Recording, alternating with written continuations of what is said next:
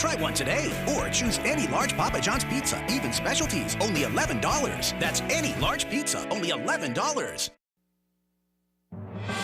Now, streaming live on mobile, this is Wave 3 News at 5.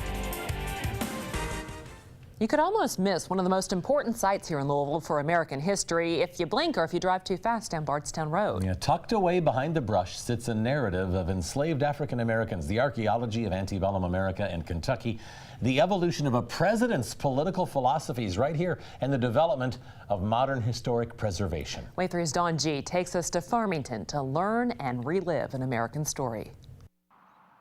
The original slave plantation was 550 acres. Designed from plans drawn by Thomas Jefferson, today Farmington sits on the surviving 13 acres with original colors, historic wallpaper, carpet, and a few original furnishings of the Speed family. This house is 85 to 90% slave made.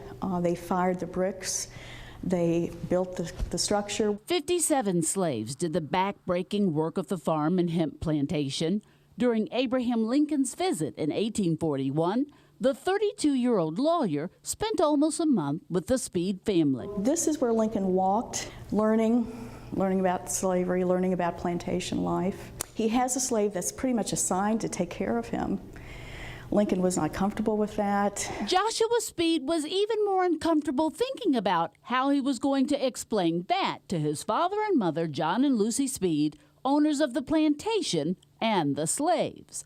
Lincoln was asked to please deal with the displeasure out of respect for Mrs. Speed. And he has time to talk to this man and talk to him for extended periods. There are no written records of conversations Lincoln shared with that slave, but there are letters housed at the Speed of the harsh impressions left on him from his time at Farmington and his time watching soon-to-be sold slaves chained to one another as they prepared to board waiting steamboats in downtown Louisville. We know the slaves are buried somewhere on the land. We have found foundations of what we think are slave quarters. And one rare find, a headstone. But the headstone had fallen face first into the ground, which is great because that saved the inscription.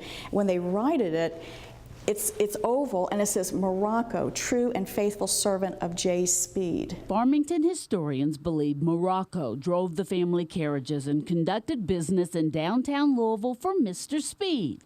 They believe Morocco could read.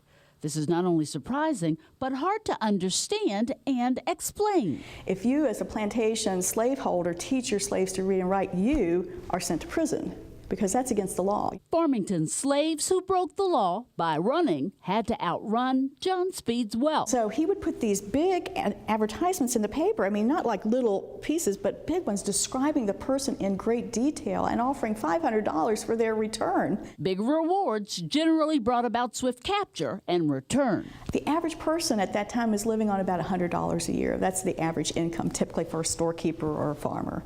So he's offering $500 to get this person back.